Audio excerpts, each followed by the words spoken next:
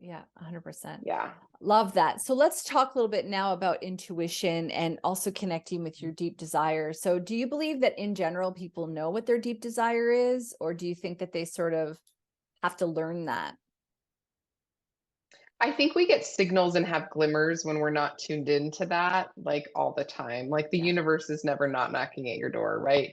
Yeah. They're always like, hey, like you love this thing, or like this little synchronicity will happen, because it's almost like a little cosmic wink to what's possible. And Mm. it's up to us, again, going back to our free will of like, are we going to opt in, or are we just going to continue to like brush past?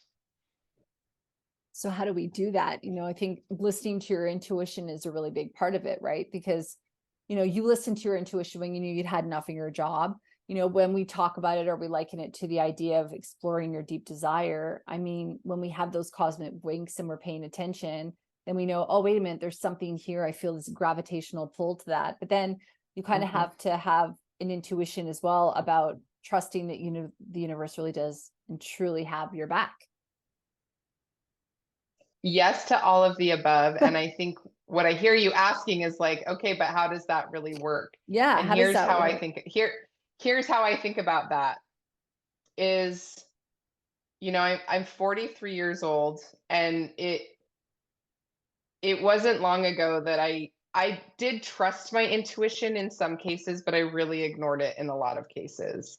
And so I'm just going to quantify as those first 40 years, like I was actively sitting in my counselor's office discounting that karma existed or that this synchronicity meant anything.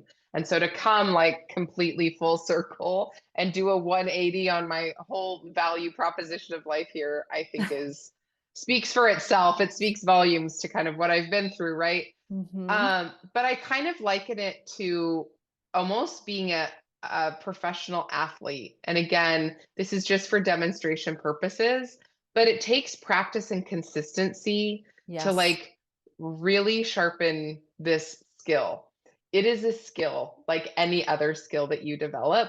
And it requires a lot of self trust in order to be like, okay. And then a belief that like you can't F it up. Like you're not going to mess it. There's nothing to be messed up, regardless of whatever expectations are being put on you. So the marriage of those two, of the practicing of showing up, plus the like belief system of like, oh, I can't really mess it up, is really powerful. Yeah, I like that. One of the things that I always like to talk about is what's meant for us will not pass us by.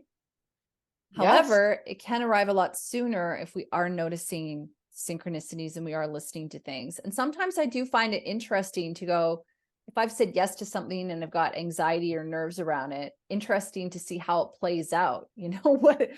What is the lesson that Mhm. I learned from it? Or, does it not go as smoothly as it was meant to?